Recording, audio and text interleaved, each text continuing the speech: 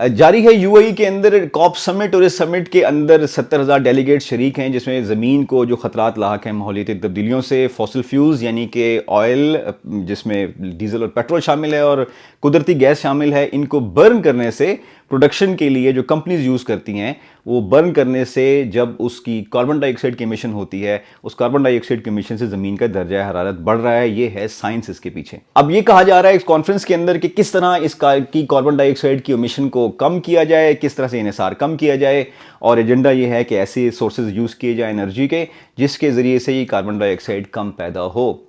یہ سب جو ہمارا انوائرمنٹ ہے، اس کو ہم کہتے ہیں گلوبل کیپٹلزم۔ اس گلوبل کیپٹلزم کے انوائرمنٹ کے اندر یہ سب کمپنیز آپریٹ کرتی ہیں۔ یہ جو فاسل فیول، جن کو ہم فاسل فیول کمپنیز کہتے ہیں، اس گلوبل کیپٹلزم سسٹم کے اندر جو تھیوری ہے وہ یہ ہے کہ کمپنیز، ہر کمپنی یا ہر فرد جو جتنا پروفٹ جنریٹ کرے گا وہ پروفٹ کو اون کرے گا۔ مائٹ از رائٹ، جو سروائیو کر سکتا ہے وہ سروائیو کرے گا، سروائیول آف دا فٹسٹ ہوگا۔ اور کمپنیز کو ریگولیشن بالکل سٹیٹ نہیں کرے گی، سٹیٹ اختیارات کم ہیں، مارکیٹ کو ریگولیٹ نہیں کیا جائے گا، بلکہ مارکیٹ کے فورسز ڈیمانڈ اینڈ سپلائی کے اوپر سب کچھ چھوڑا جائے گا۔ لیکن ریئلٹی میں ہو کیا رہا ہے؟ Between 1985 and 2018, the 25 biggest oil companies in the world did $20 trillion worth of damage to the climate. That's the estimate of climate analytics to keep track of these things. They earned, these same 25 companies, over the same years, $30 trillion. So climate analytics asks the logical question. Reality میں ہو یہ رہا ہے کہ ان fossil fuel companies نے 1985 سے 2015 تک 30 کھرب dollars کا revenue generate کیا۔ 30 کھرب ڈالرز، 30 ٹریلین ڈالرز۔ لیکن انہوں نے جو ہمارے ماحول کو نقصان پہنچایا اس کا ایسٹیمیٹ لگایا گیا ہے 20 کھرب ڈالرز کا۔ یعنی ان کمپنیز نے 10 کھرب ڈالر کا اوریجنلی پروفٹ بنایا اور 20 کھرب ڈالر کا نقصان دیا ماحول کو۔ اس کا مطلب یہ ہوا کہ 20 کھرب ڈالرز، 20 ٹریلین ڈالرز کا فائن ان کمپنیز پہ ہونا چاہیے۔ 20 ٹریلین ڈالرز ان کمپنیز کو واپس کرنے چاہیے سماج کو، سوسائٹی کو، گلوبل سوسائٹی کو، اور ان کمپنیز کے اوپر ریگولیشنز ہونی چاہیے کہ اتنا بڑا نقصان آپ نے جو کیا، آپ 10 کھرب ڈالر رکھیں اور 20 کھرب ڈالر واپس تقسیم کریں تاکہ اس کے ذریعے سے انوائرمنٹ کے نقصان کو پورا کیا جا سکے۔ لیکن گلوبل کیپٹلزم کرتا کیا ہے؟ جیسے کہ لوکل کیپٹلزم کرتا ہے کہ پروفٹس انڈیویجول ہیں لیکن لائبلٹی کولیکٹیو ہے۔ پروفٹس انڈیویجول ہونے کا مطلب یہ ہوا، جیسے ہمارے ملک میں ہوتا ہے کہ 18 بلین ڈالر ہر سال پرائیویٹ کمپنیز کو دے دیے جاتے ہیں، تقسیم کر دیے جاتے ہیں ان کمپنیز کے اندر تاکہ وہ پروڈکشن کریں۔ لیکن جب بجٹ کے خسارے کی بات آتی ہے تو وہ خسارہ لیا جاتا ہے عوام سے، عوام کے اوپر ٹیکسز لگائے جاتے ہیں اور ان کی جیبوں سے اس خسارے کو پورا کیا جاتا ہے۔ اسی طرح سے گلوبل کیپٹلزم کے اندر کبھی ایسا نہیں ہوا اور نہ ایسا ہونے کا چانس ہے کہ اس گلوبل کیپٹلزم کے اندر، جس میں سیاستدان شامل ہیں، بڑے بڑے ممالک کے ملٹی نیشنل آرگنائزیشنز ہیں اور ریجنل پلیئرز، ریجنل حکومتوں میں سے نمائندے شریک ہیں، وہ کبھی ان کمپنیز کے اوپر کسی قسم کی لائبلٹی نافذ کریں گے، کیونکہ یہی ہے گلوبل کیپٹلزم جو کہ سورس ہے ایکسپلائٹیشن کا۔ اسی گلوبل کیپٹلزم کے اندر ہم زندگی تلاش کر رہے ہیں مارس پہ، جبکہ سائنٹسٹ اسی کیپٹلزم سسٹم کے اندر سے سائنٹسٹ یہ کہہ رہے ہیں زمین پر حیات کو یعنی کہ زندگی کو خطرہ لاحق ہے۔ اب اس پرسنل ریسپانسبلٹی سے جان چھڑانے کے لیے کمپنیز نے ایک کام کیا۔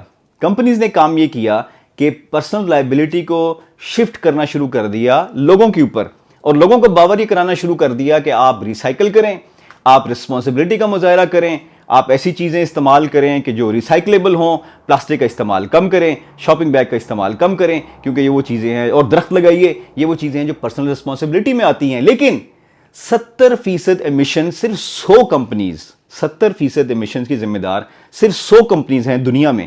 ایسے میں پرسنل ریسپانسبلٹی کا کام بہت کم رہ جاتا ہے۔ صرف اور صرف اپنے آپ کو خوش کرنے کے لیے اگر آپ ریسائیکل کرتے ہیں یا پرسنل سیٹسفیکشن کرنے کے لیے کہ میں نے کوئی بڑا کام کیا، آپ کریں، لیکن مجموعی گرینڈ سکیم آف تھنگس کے اندر سمندر میں قطرے کے مترادف ہے۔ اس کا زیادہ قابل قدر اثر تب پڑے گا جب کمپنیز کو ریگولیشن کا پابند کیا جائے گا۔ ہونا تو یہ چاہیے تھا کہ کیپٹلزم اگر انوویشن کی بات کرتا ہے، اور 1950 سے ان کمپنیز کو معلوم تھا کہ ہماری انیمیشنز کی وجہ سے ماحول کے اوپر منفی اثرات مرتب ہوتے ہیں، تو جو کھربوں ڈالرز ان لوگوں نے کمائے اس میں سے چند بلینز لگا کر یہ انوویشن کر کے نئی ٹیکنالوجی اور نئے سورسز کے اوپر فوکس کر سکتے تھے. لیکن چونکہ وہ سورسز سستے ہیں اور ایفیشنٹ ہیں ان کے لیے اور ان کے پاس دستیاب ہیں, اس لیے ان کمپنیز نے کبھی بھی یہ کام نہیں کیا, بلکہ ماحول کی ذمہ داری کو نہ صرف اگنور کیا بلکہ اس کو پرسنل رسپانسبلٹی میں ڈکلیئر کرتے رہے اور اپنے آپ کو ذمہ داریوں سے بچاتے رہے. تھرو لابنگ اپنے ان ایجنٹس کو یوز کرتے رہے جو گورنمنٹس کے اندر رہ کر ان کے مفادات کا تحفظ کرتے رہے. اس لیے کسی بھی بڑے ملک کے اندر, کسی بھی انڈسٹریلائز ملک کے اندر ان کے اوپر ریگولیشن نہیں لگائی جا سکتی. اسی لیے یہ ہیں multi national corporations, international establishment اور لوکل اسٹیبلشمنٹس کا ایک گٹھ جوڑ, جس گلوبل سسٹم کے اندر رہتے ہوئے اگلا ہدف انہوں نے حاصل کیا ہے COP 28 کے اندر, جس کے اندر 2500 نمائندے ان کمپنیز کے شریک ہیں. یعنی ان کمپنیز کے 2500 نمائندے شریک ہیں. اس ایونٹ کو بھی فائنانس کرنے والے یہ خود ہیں. اور یہ کیوں کیا جا رہا ہے؟ اس لیے کہ دنیا بھر میں ان کے خلاف ریزنٹمنٹ بڑھتی جا رہی ہے, آوازیں اٹھ رہی ہیں فوسل فیول کمپنیز کے خلاف, اور یہ چاہتے ہیں کہ وہ ایجنڈا اس کو ہم کنٹرول کریں جو کہ ہمیں ریگولیٹ کرنے کے لیے ہے. اس کی حد بندی ہم کریں, اس کے اندر کیا پروویژنز آئیں گی اس کو ہم ایویلویٹ کریں, نئی اسٹریٹجی کیا ہوگی اس کو ہم ایویلویٹ کریں, اور ہم ہی نظر آئیں کہ ہم وہ لوگ ہیں کہ جو ماحولیات کی بات بھی کرتے ہیں اور ماحولیات کو پروٹیکٹ بھی کرنا چاہتے ہیں. لیکن اس کانفرنس کے اندر ایک تھیم ایسی تھی جو کہ قابل ذکر ہے.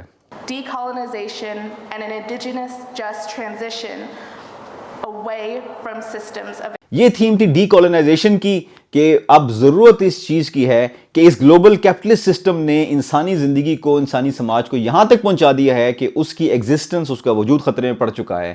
اس لیے ضروری ہے کہ یہ کمپنیز جہاں جہاں کالونائزر کی حیثیت سے موجود ہیں ان کو ڈی کالونائز کیا جائے, تاکہ وہ ممالک اپنے حساب سے پالیسیز بنا سکیں, اور وہ ممالک کے جو ذمہ دار تھے اس ماحول کو خراب کرنے کے لیے, ان ممالک کو ذمہ دار کیا جائے کہ وہ ڈیولپنگ نیشنز کو اس کا ازالہ کریں, اور اس گلوبل کیپٹلسٹک سٹرکچر کی جگہ پر ایک نئے سٹرکچر کے اوپر گفتگو اور بحث کرنا آج کے وقت کی ہے ضرورت. Thank you for watching think talk today.